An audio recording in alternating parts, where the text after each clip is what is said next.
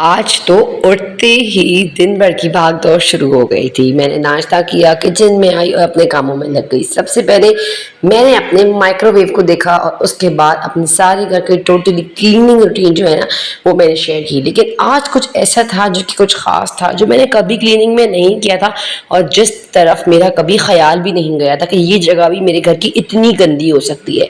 तो वो क्या थी, चलें आपके साथ शेयर करती हूँ। बिस्मिल्लाहिर्रहमानिर्रहीम, अस्सलाम वालेकुम वरहमतुल्लाह। कैसी है मेरी प्यारी सी यूट्यूब फैमिली?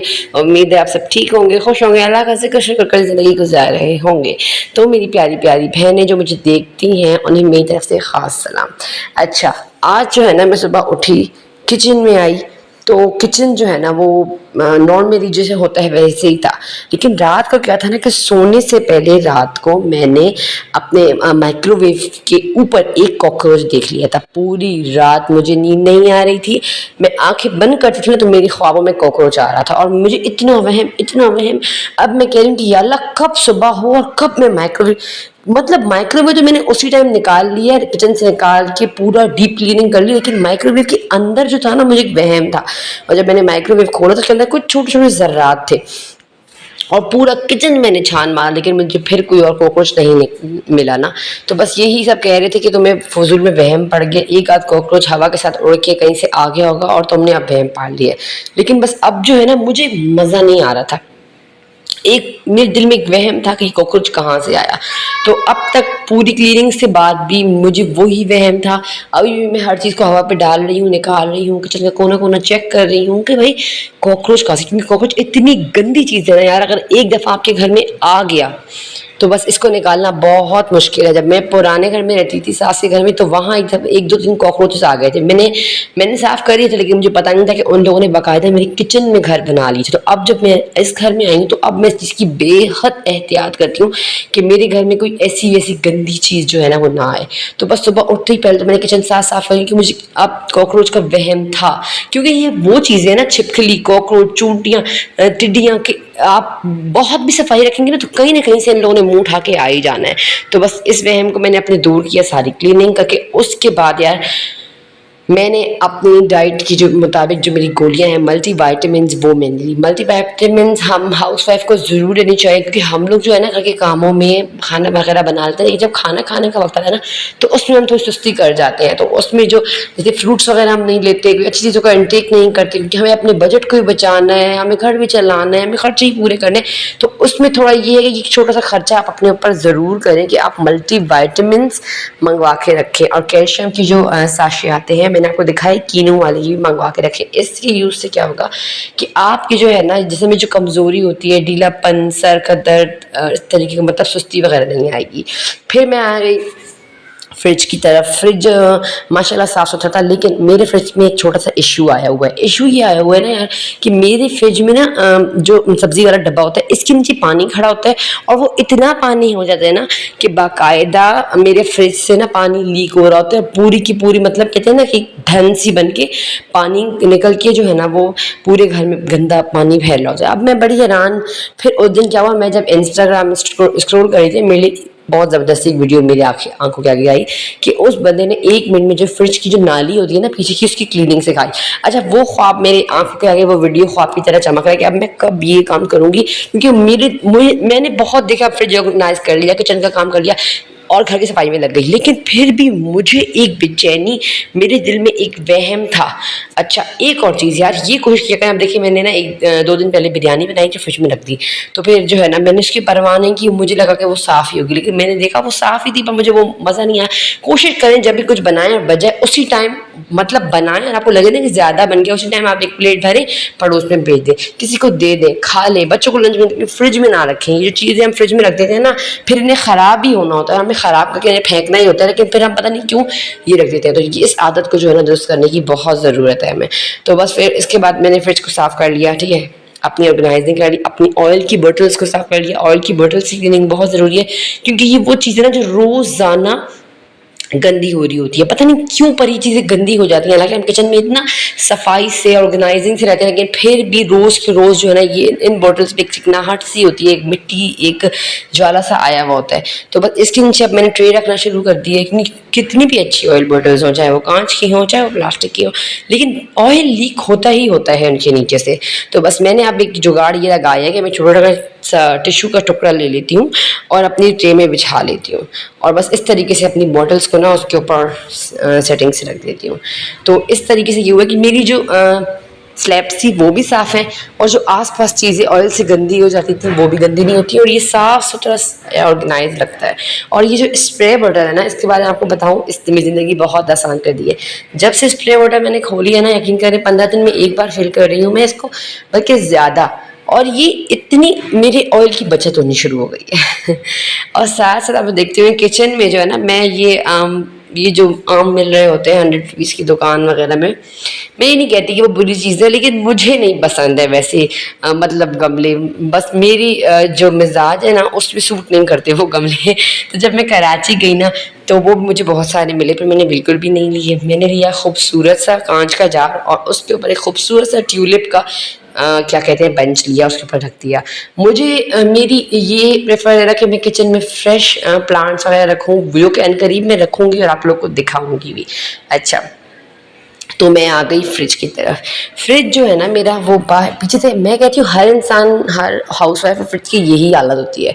मैंने बहुत से लोग घर में, इवन के लोग पूरा पूरा साल फ्रिज की सफाई भी नहीं करते, हम तो इतनी सफाई रख रहे होते हैं, अंदर से क्लीनिंग ऑर्गेनाइजिंग रोज, लेकिन जो पीछे है ना, यहाँ सुस्ती हो जाती है। इस पे इतना जाला, और जो नीचे का बॉक्स था, तो अल्लाह माफ़ करे इतना गंदा मैंने देखा, और जैसे मुझे तो हार्ट अटैक आ गया उसको देख के।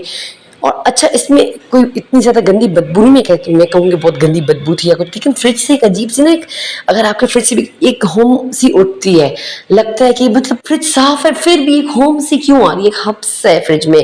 तो मुझे भी यही था ना।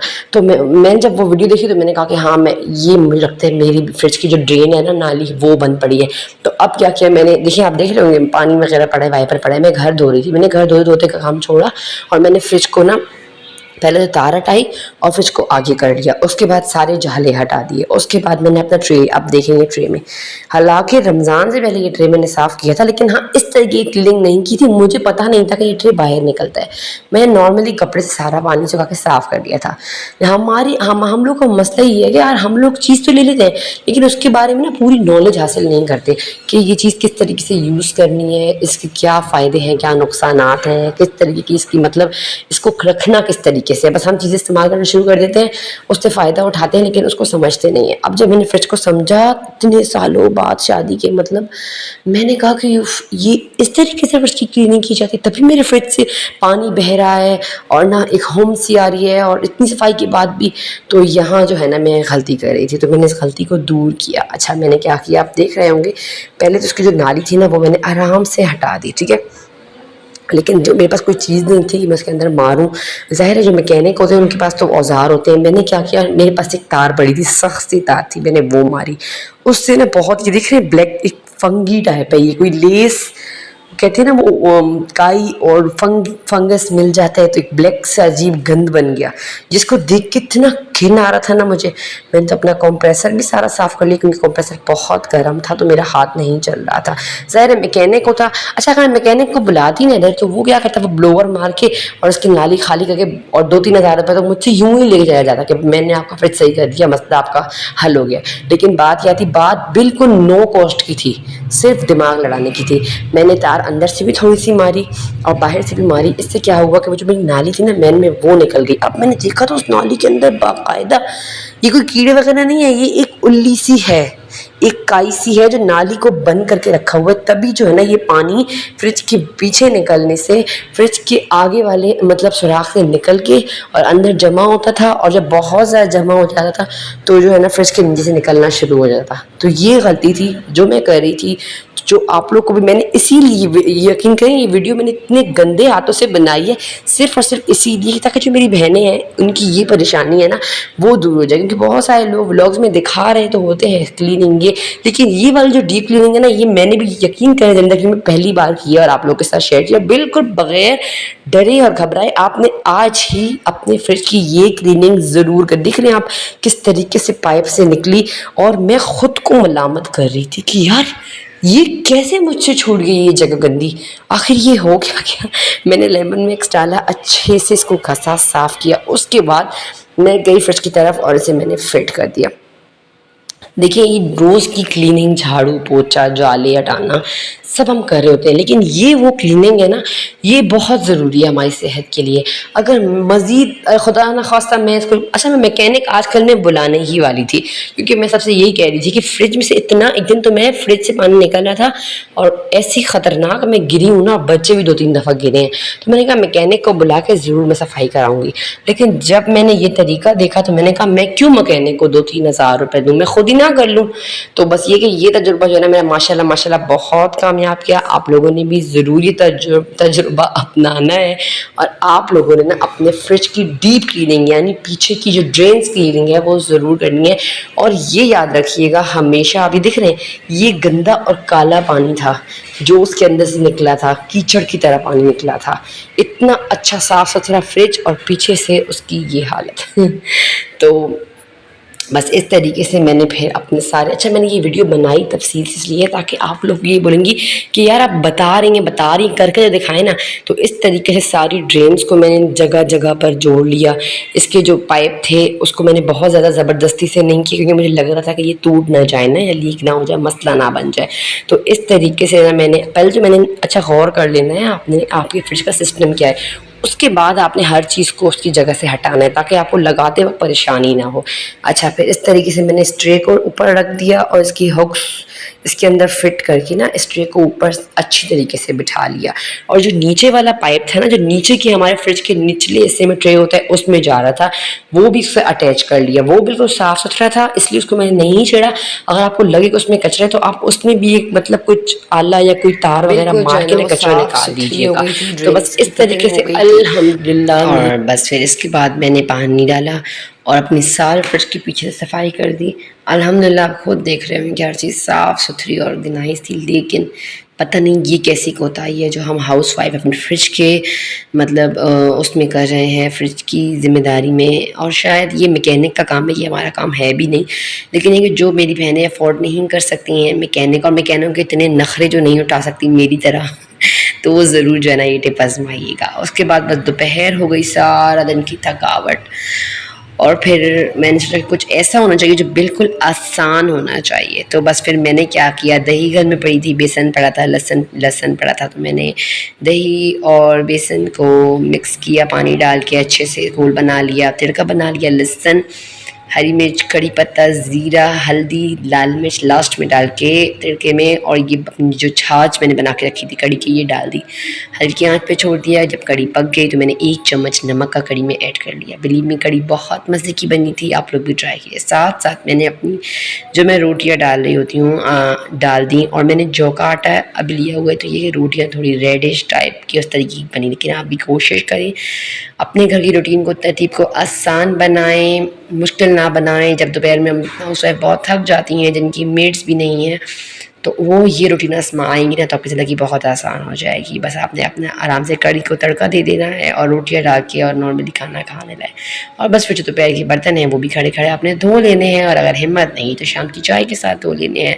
तो बस इसी तरीके की तरतीब, आदतें और रेसिपीज़ हमारी ज़िंदगी को जो है ना आसान बनाती हैं। तो चले लेती हूँ आपसे इजाज़त, उसी उम्मीद के साथ ही आप लोग को आज का व्लॉग पसंद आया होगा, और पसंद आया तो वीडियो ज़्यादा शेयर कीजिएगा, लाइक कीजिएगा, कमेंट करना बिल्कुल भी ना भूलिएगा। नमाज़ पढ़ें, कुरान पढ़ें, अल्लाह का ज़िक्र करें, शुक्र करें, और वीडियो को ज़्यादा से ज़्यादा शेयर कीजिएगा ताकि जो मेरी बहनें हैं जिन्हें अपने घर की सफाई में, डीप क्लीनिंग्स में एक परेशानी है, एक सोच है कि क्यों आखिर इस चीज़ में हमें पुरसुकूनियत नहीं है, क्यों आखिर ये काम हमें साफ़ होते हुए भी साफ़ नहीं लग रहा, तो बस इंशाल्लाह ये वीडियो ज़रूर शेयर कीजिएगा ताकि उनकी ज़िंदगी में भी ये आसानियाँ आ सकें। लेती हूँ आपसे इजाज़त, रखिएगा हिजाबी होम मेकर को अपनी दुआ में याद। अस्सलाम वालेकुम व रहमतुल्लाह।